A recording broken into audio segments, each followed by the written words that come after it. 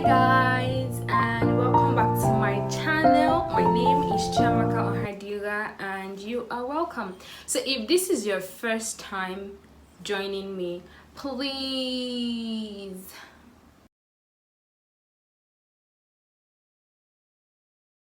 hit the subscribe button. I was checking my analytics the other day and I figured just 16% of you that actually view this are subscribed. Please subscribe and please join me along in the video and get to hear me more. So please subscribe, give this video a thumbs up, and then share your thoughts down below in the comment section.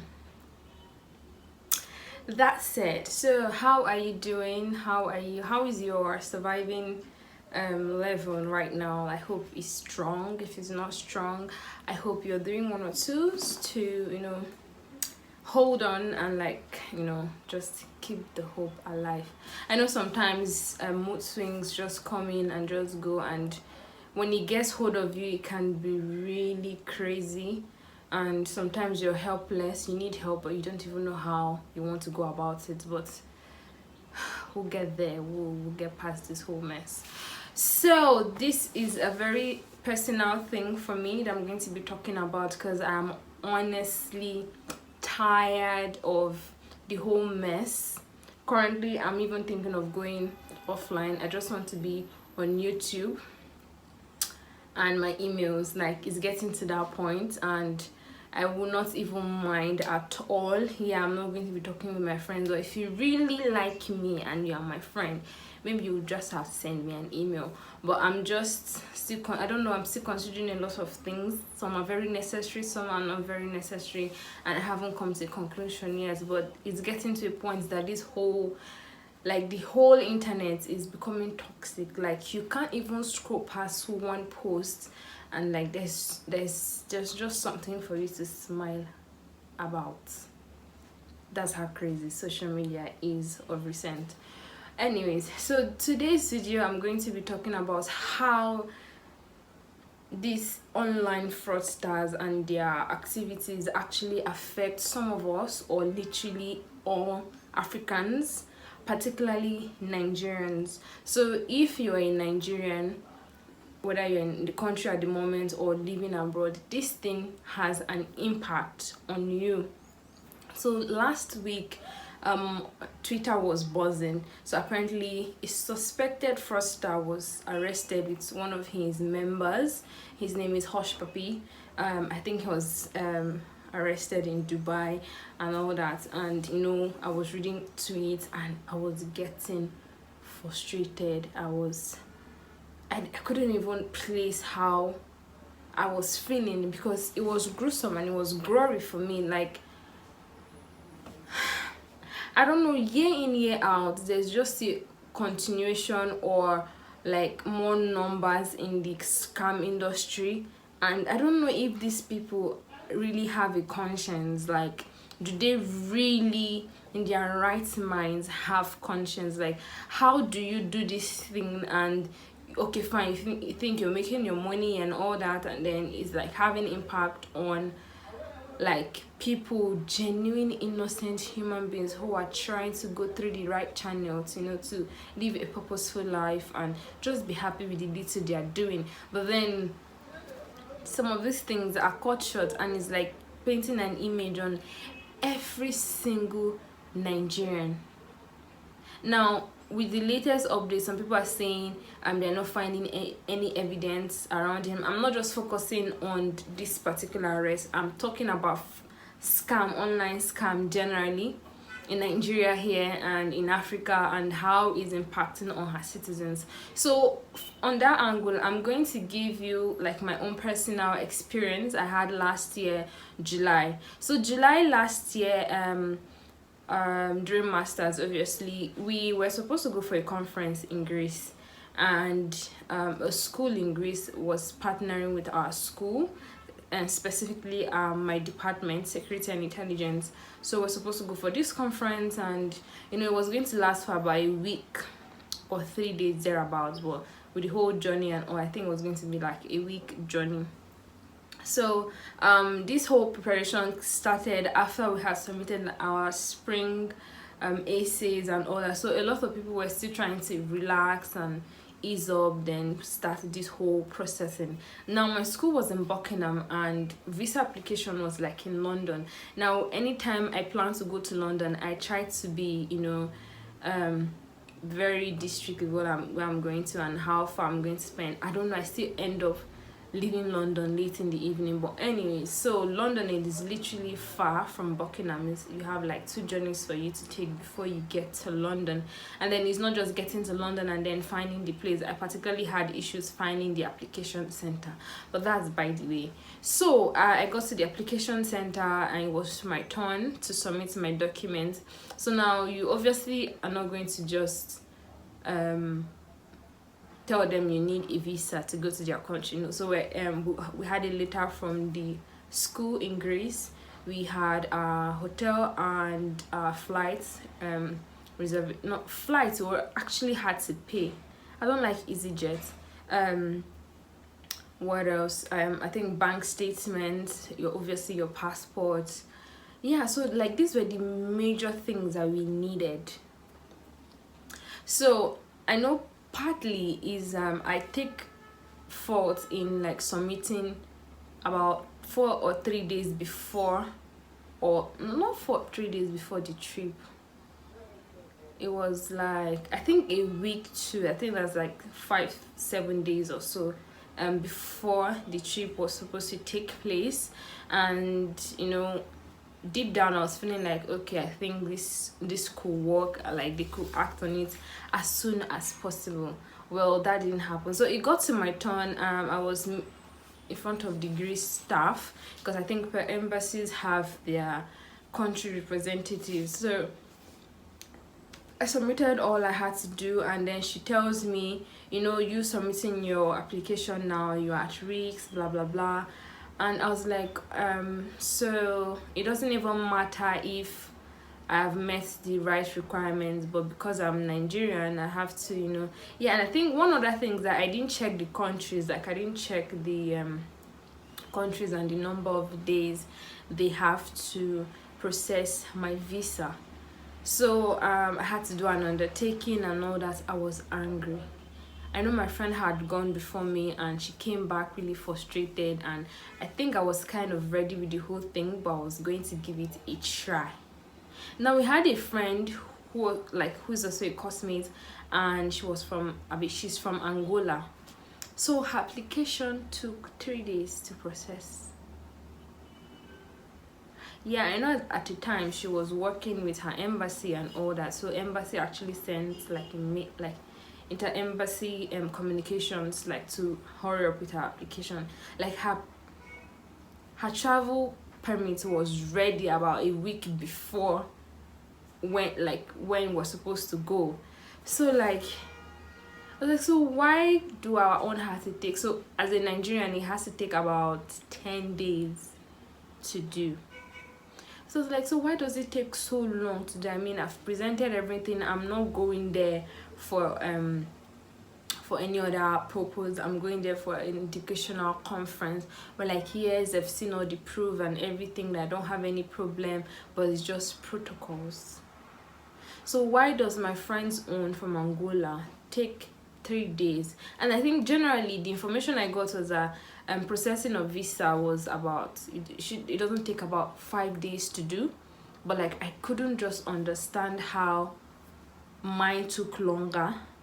I know Schengen countries have very funny policies, yes, I get it, but like I was pissed. And I think I was pissed at my school again, because I expected them to have sent our names of those who were going, so that when they see it's like, yeah, maybe because of the countries we're coming from, we're going to have issues. But like, when you see these names, please know they're under us and we have done every qualification of them, so you don't have any problem giving them this permit. Well, there was nothing we could do. In fact, there was nothing I could do.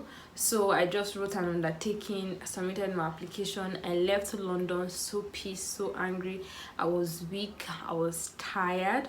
So it got to a point that every day I was literally checking my phone just in case there was a miracle and all that. But then it didn't happen. It didn't happen. But basically, on that note, I went to Greece, I think on a Friday, or I went to Greece on a Saturday. So this was like the last day of the conference. The conference started on a Wednesday. So Wednesday, Thursday, Friday, and then I arrived on a Saturday. It was really annoying, but then there was nothing I could do. But then at the end of the day, I enjoyed the few days that I already paid for. I don't even want to talk about the stress I went through trying to change my ticket with EasyJet. That one is just a whole different topic aside. Now, how do all these fraud things affect some of us? Because of these fraud things, when it comes to visa applications, some countries are placed under watch.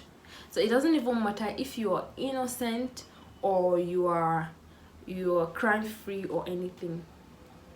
As far as you're a Nigerian or an African and your country is being under watch by some of these countries, your visa time is going to be different. So one advice I learned the hard way is whenever you are applying, especially to Schengen countries, if you have to apply 6 months before your trip or even 2 months before your trip, please do that so that in case there are changes or issues here and there, you have enough time to do that. Now, even leaving when it comes to visa and all that, I applied for a part-time job in the UK at a particular time, and I was still on their website filling it up, and then it got to I think it's race or ethnicity. So there were like variations of African, British, Nigerian, not Nigerian. It was not specifically by country, but like African, British, blah, or African, that kind of a thing. And I think I ticked African. And when you do some applications like that, it takes you to the next page. So when I did that and then clicked on next, it was like I got like a front saying, "Oh, we're sorry, you are not qualified." Just like that. So I think previously I'd already typed in like which country are you from, and I think I put in Nigeria and all that. So when that front came, I was like, just like that. You didn't even take time to see who I was or to check my capabilities or to check my other records, and just like that you just told me I'm not eligible for the position. Wow. Anyway, so I have a friend also who have shared his own part of this small effect on them. He once applied for a job sometime, and he's Nigerian British, and he speaks well. He speaks the British accent very well. So he first made his application, he had a phone conversation, and through the conversation, it was looking like, oh, he's an Oyibo, like the white person. So like he was talking, and like the interviewer I think he was moving with the vibes. I think it now got to when he was supposed to come to the company to have a physical interview, and yeah, the whole vibes changed. I wasn't flowing like he did on the phone, and at the end of the day, they never called him back. So I'm not wondering, so maybe they were thinking, oh, we can't trust him, we can't do this, where he's coming from, these people can't be trusted, kind of a thing. This is an innocent person who is trying to make a living and live responsibly, but because of what people in the country have done to make paint the country, it now gives every citizen who comes from there a mark. So if at all you get success when some of these companies, is like glory to God, like you go through, because you have to be exceptional. You have you're going to be hot cake if they accept you, because that means you are really good and they just took you, kind of a thing. So all these frauds have effect on all of us. I have applied to a ton of UK based company applications, and I rarely even get a rejection email. I think PwC emailed me. I think they were the only ones that emailed me, like they were not going forth with my application. Maybe a few other ones that emailed me, but like I just feel like, so maybe this will just sit down and like, okay, she's from Nigeria, you know what's going on in Nigeria, we can't take her, we can't, you know, we can't trust her and all that. Someone's tweet last week got to me. So for freelancers or influencers who are practically dependent on how far they go with their influencing, I really felt for them with this guy's tweet. I wish I have a screenshot. I will have put it on the screen. But like he said, it's getting to a point, or it has gotten to that point, that influencers and freelancers will have to settle for lower amount of money just to get gigs. It's crazy. And now you can imagine YouTubers who are in Nigeria here, who are influencers with some of these big brands and all that, and then maybe it's time for these companies to send in things for them to do try on hauls on their videos, kind of advertising the products and everything, and then they send them an email telling them, if we have to send this for you, this is the amount of money you're going to get. And maybe that amount of money is not even close to what normal influencers are going to be getting. It's like maybe half or one quarter of what originally they're supposed to get. But then because they need gigs, you know, to boost up and all that, they have to settle for that. And then going forward, visa applications are going to be extra crazy. A lot of policies are going to change, and I'm somewhere seeing Schengen countries like, we are going to be changing a lot of things. So before you even get Schengen visas now, only God knows how. Like, I think you have to, I don't know, I think when it comes to your bank account, I think they're really going to do thorough checks. I don't even know what to say. Like, things are just going to go bad. So many things that these fraudsters and their doings have done to us, and sometimes I just sit down and say to myself, I have people that I look up to, people that have inspired me, and I don't know how I'm going to sit down behind a computer trying to scam somebody because of what. I mean, I want to learn every day, but I want to learn in ways to improve my life and not defraud someone, and people are suffering and all that. And then one thing with these people is like, they don't ever know they're going to be caught, or one day that thing is just going to backfire on them. Like, sometimes I really try to imagine their reasoning, but God forbid I can't do that. But then I wonder if they have conscience, because I sometimes I feel like they don't have conscience. So if you're listening to me, dear African, dear young Nigerian, fraud is not the way to make it in this life. Yes, we are obviously going to make it. All these people we see and admire, they went through hard rocks to have what they have today. We're not just going to finish school or just bounce out from nowhere and want to have all this wealth. It's not going to happen. You need to climb, you need to learn, you need to follow the good steps to get this money. So what happens when you have all this money that you didn't work for and you're just wasting it anyhow? Because that's practically what these fraudsters do. They just spend it anyhow, trying to buy the latest things and all that. And at the end of the day, I wonder if that really gives them happiness. Like, what's the aim of having everything and then you're still not happy? I don't know. So please, young Nigerian, fraud is not the way forward at all. It's not the way forward. It's quick, it's easy, but it doesn't last. It doesn't last. You're not the only one suffering. A whole lot of Nigerians are suffering. But then, taking funds that are meant for everybody, to use for your own personal use, is wickedness, and it's not the way forward. Anyways, guys, I said this was very personal, so I might have said some things that, you know, I don't know how it may sound or it might have sounded, but I just hope you followed me to this point. I really have a lot to talk about, but then the minute is already going off, so I'll have to stop here and, you know, encourage anyone watching me, please, fraud is not the way forward. Keep doing what you're doing, keep grinding, you're going to get there.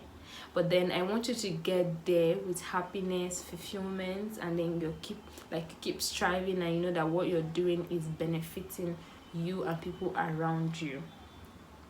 So guys, if you like this video, please do well to give it a thumbs up.